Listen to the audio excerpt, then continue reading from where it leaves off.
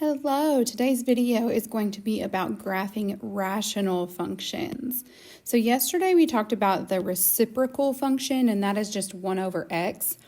But rational functions are functions in the form of f of x equals p of x over q of x. Okay, and P of x and Q of x are polynomials. So this is two polynomials in a fraction. And Q of x cannot equal 0 because you can't divide by 0. That's a sin, a mathematical sin. Remember that. So there are specific steps to graphing a rational function, and you are going to have to really study these and memorize them. It's kind of confusing at first, but if you follow the directions, follow the steps every time, you'll do fine. So the steps are here. If you don't have the worksheet, you need to copy these down because they will be super important to you. So step 1 is to simplify the function. Step 2 is to find the x-intercepts by setting the numerator equal to 0. Step 3 is to find the vertical asymptotes by setting the denominator equal to 0. Then we will find the horizontal asymptote using these rules. So remember that degree means the highest exponent. Okay? So the degree of p is, if the degree of p is greater than the degree of q, so example, x squared over x, this would be a degree of 2 and a degree of 1. In this case, there is no horizontal asymptote. Okay, so this is the important part there. Then if the degree of p is less than the degree of q, so example might be, okay, I decided to change the example up here because the other one could have been simplified and I didn't want to be confusing. So anyways, we still have 3 and 2 as the degrees, and 3 is bigger than 2. So in the second example, we still have 2 and 3, but the bottom one is bigger. So since the degree of p is less than the degree of q, that means that our horizontal asymptote is at y equals 0. And this is just the x-axis.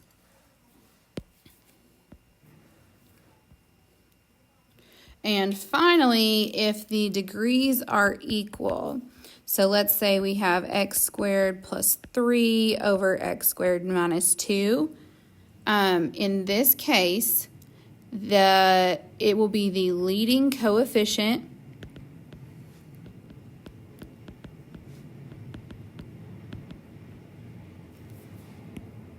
of p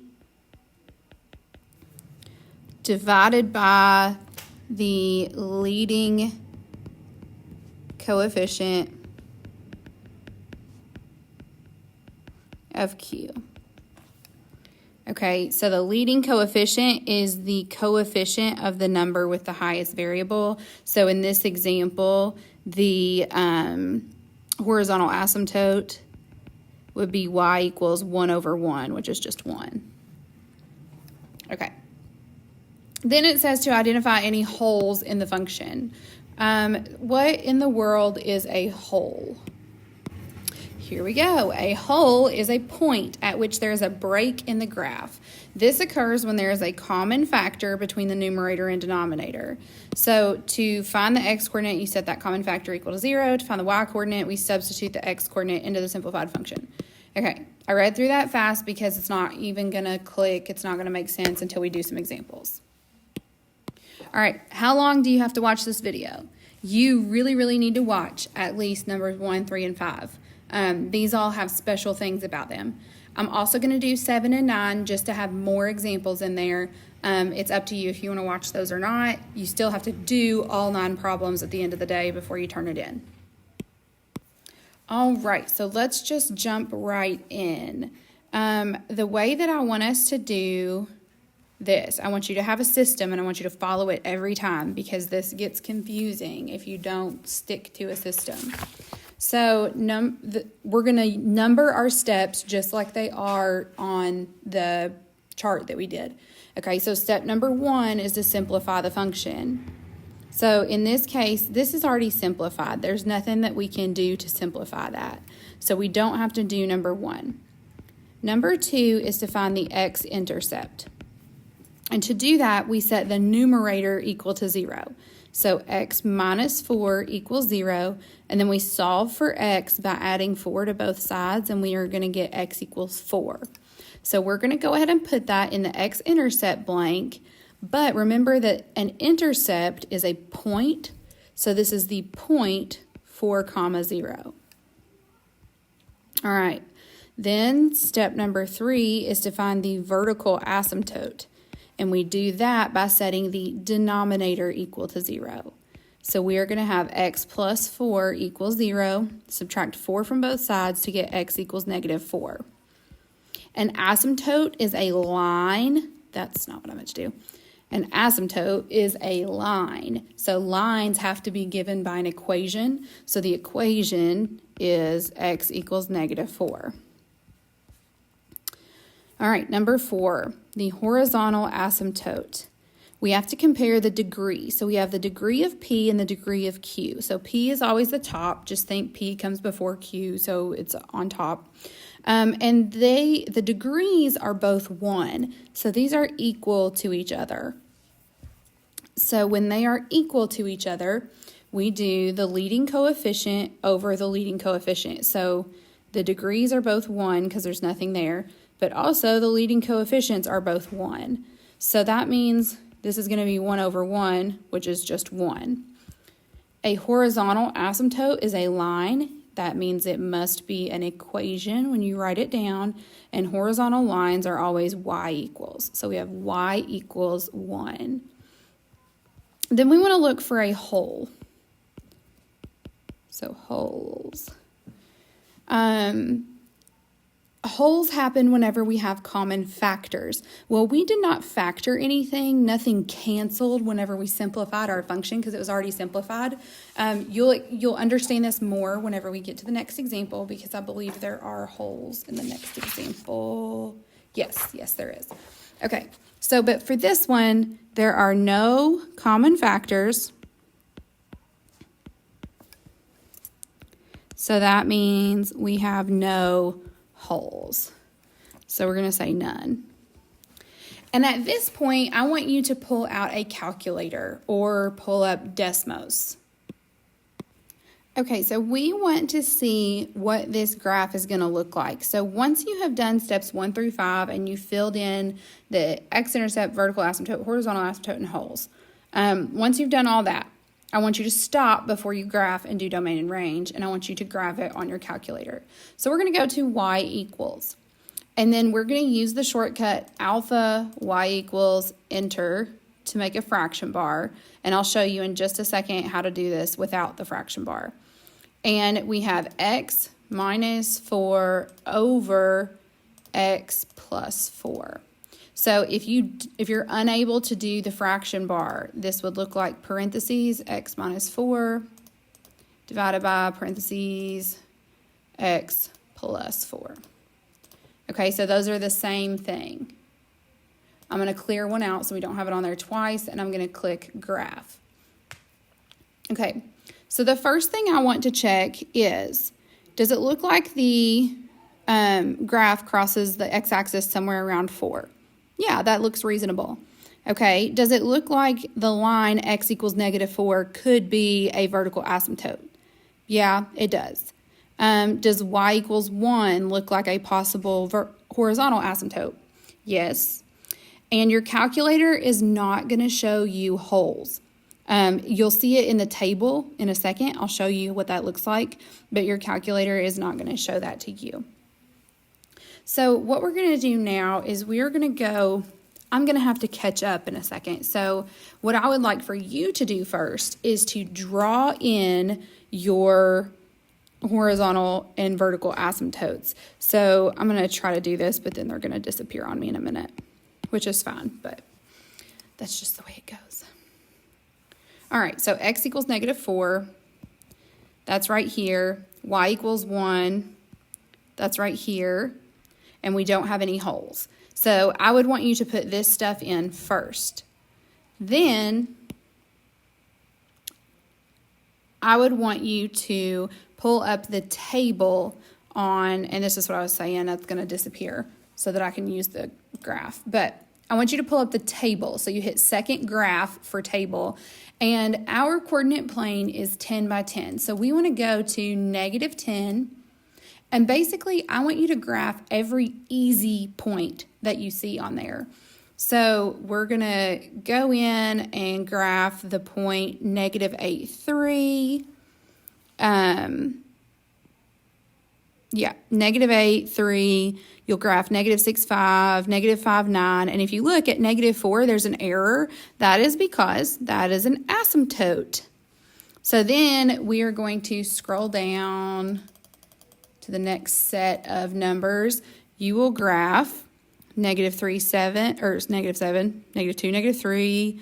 You can skip the fraction one. 0, -1 should go on there. Scroll on down. And that's it. So let me go over here and fill in all the information you should have on your graph. Okay, so this is where you should be. We graphed our vertical and horizontal asymptotes, and now we are looking at, we've graphed all the points that our table gives us on the graph. And that's just so that you don't have to bother with calculating each one and making your own table. So now that we have these points on here, we're going to do our best to sketch this graph. And it is a curve. Wow, that is rough. Okay, that's better. And then the top.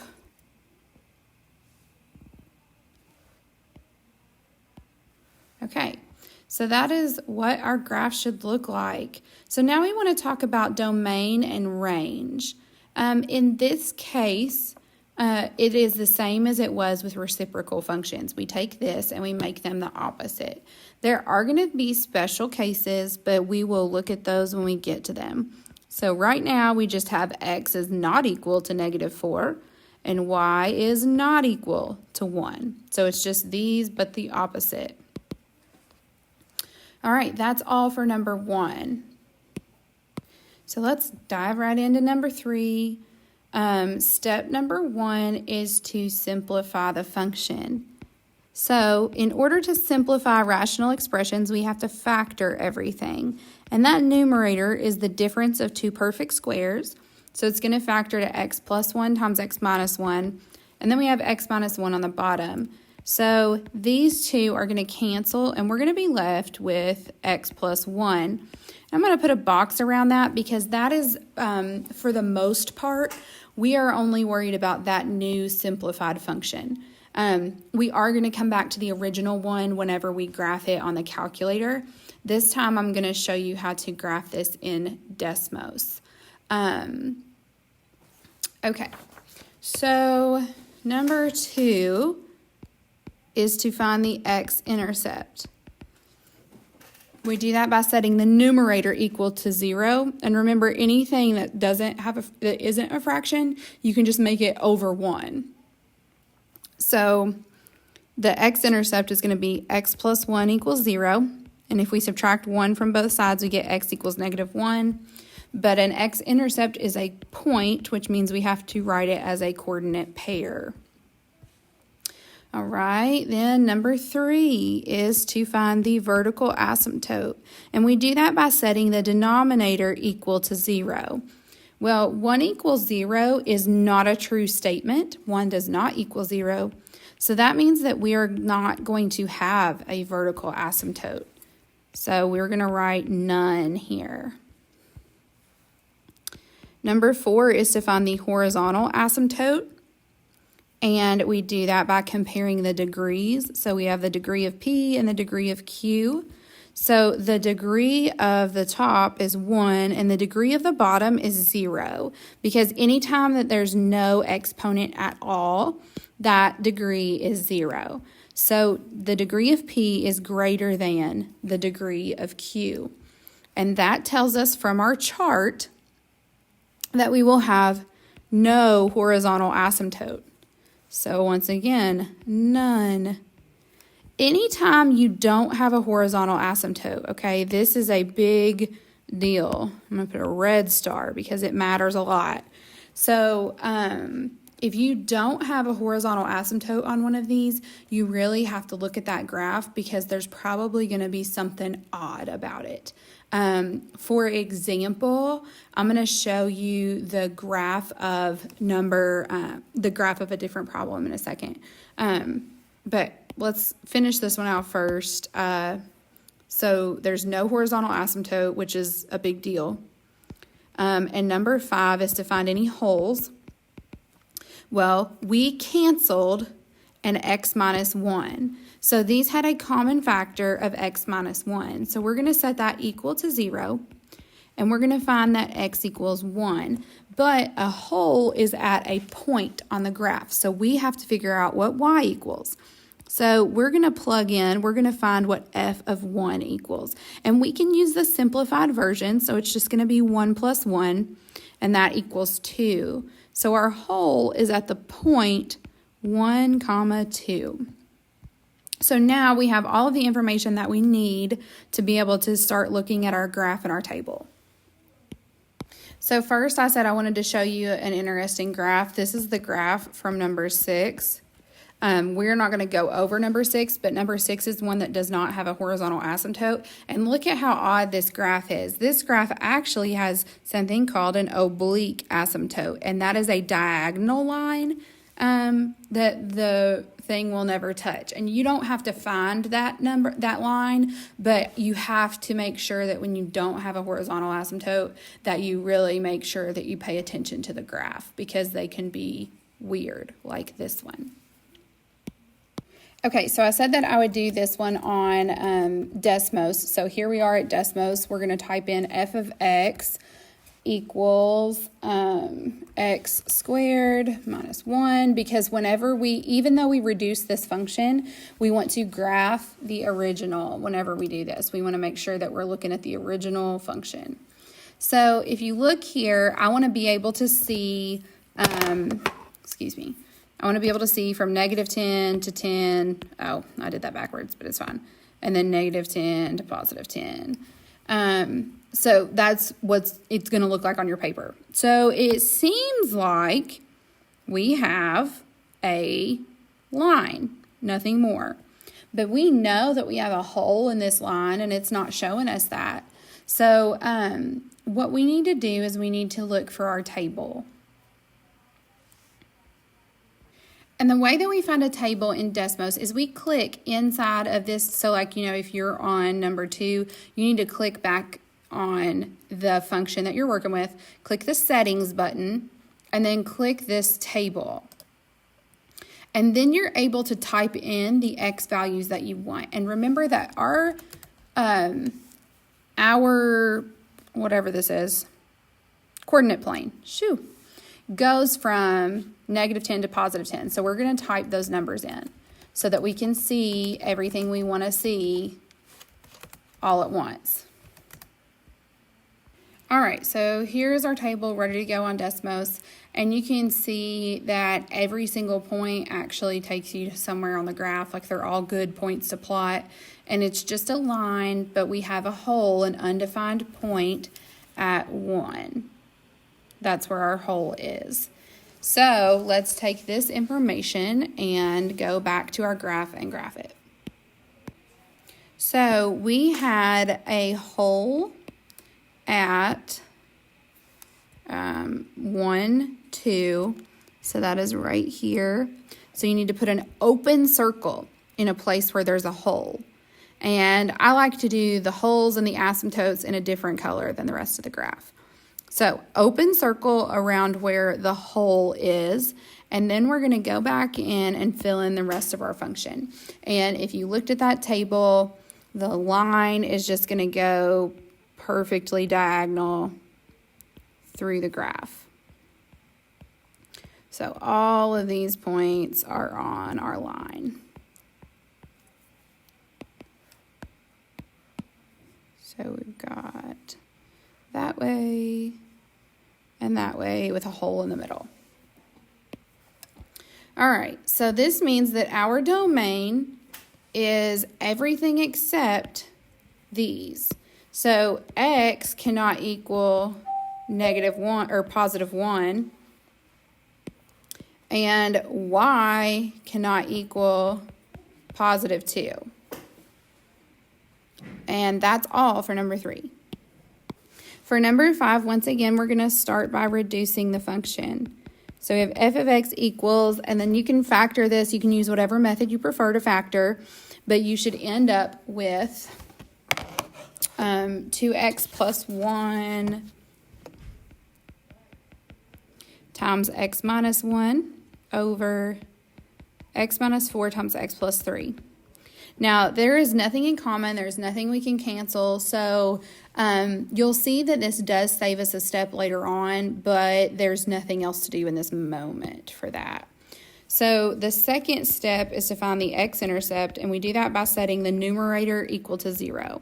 So 2x plus 1 times x minus 1 equals 0. And this is just a factored quadratic equation. So we're going to set each one equal to 0 and solve. So we are going to get x equals -1/2 and x equals 1. So we have 2 x-intercepts. They are at -1/2, 0, and 1, 0. Then we're going to find our vertical asymptotes, and we do that by setting the denominator equal to 0. So we have x minus, not plus, 4 times x plus 3 equals 0. And we set each one equal to 0 to get x equals 4 and x equals -3. So we have 2 vertical asymptotes. And it's usually proper form to put these in order from least to greatest, but that's not really a big deal. Okay, so then we want to find the horizontal asymptotes. Remember, we do that by comparing the degrees. So the degree of P and the degree of Q. It's easier to find degree whenever it's in standard form up here. So we have 2 and 2. Those are equal.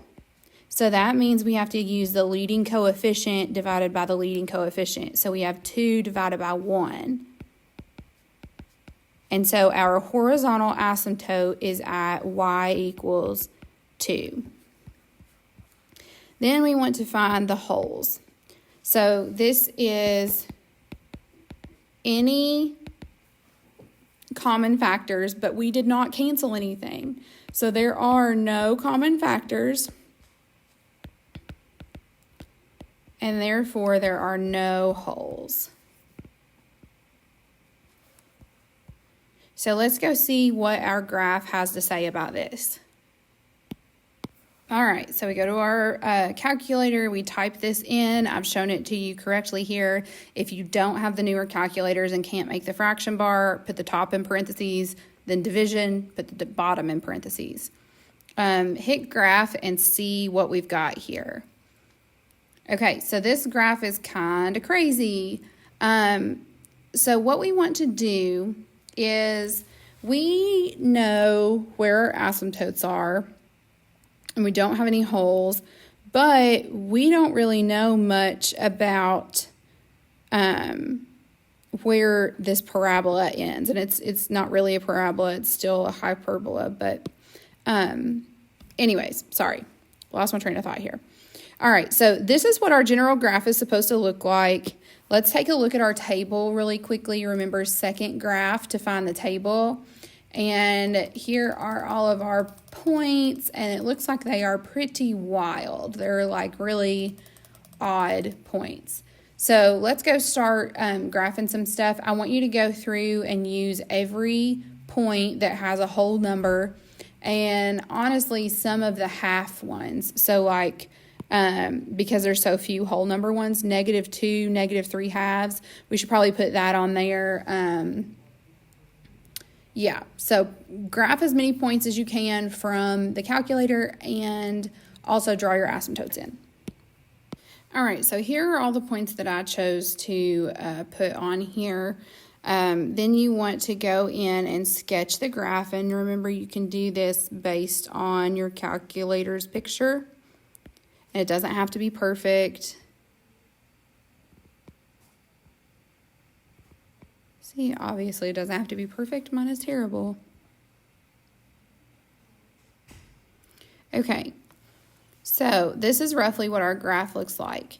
And our domain, remember domain is from left to right. So here we have an arrow pointing left. So all these numbers out here are included. But then as we go to the right, x is never going to equal -3. So I'm going to just make a note over here that we know x can't equal -3. And then as we keep going, it equals all these numbers in the middle, but it cannot equal +4. And then as we go on, it has an arrow going to infinity. So that's the only two numbers it can't be. But the range, on the other hand, sorry, I forgot to say, so we're going to say that x cannot equal -3 and it can also not equal 4. And then our range, we want to look at the range. So if we look at the y values, and we start here at the bottom, so this is -infinity because that's an arrow, and we go up, up, up, up, up. Once we get to here, this y value, no other y values work until we get above the asymptote. So there's this whole gap here that is missing. So we need to find out what this maximum y value is, and we are going to use our calculators to do that. Okay, so we have the graph here, and to calculate that maximum value, we are going to hit second trace, and that is because above trace it says calc. That is what we use to calculate things from our graph. And we are going to choose option number 4. We want to calculate a maximum because in this area of the graph, that is a maximum. It says left bound with a question mark. So we want to be clearly to the left of the maximum, and we want to hit enter. And then it says right bound. So we're going to go very clearly to the right of the maximum. And then it says guess. I don't know what that means. Just hit enter again. And it tells you the maximum happens at the point 0.23, 0.09. And what we care about is the y value, because we are talking about range. So we know that 0.09 is the maximum y value for that section of the graph. So we can go back to our range, and we know that this bottom portion of the graph is going to go, the range for that portion is that y has to be less than or equal to 0.09. And then we are going to have that in union with whatever the range is for the top. And for both of these sections, all that we have to restrict is that it can't go below this line. So for that portion of the graph, y has to be greater than +2. And it's not equal to because it never touches that line, remember. So we have y less than or equal to 0.09 in union with y is greater than 2. I'm actually going to stop this video here because it's so long, and I'm going to make a separate optional video for number 7 and 9. So thank you guys for watching. I hope you have a great day. Let me know if you have any questions at all.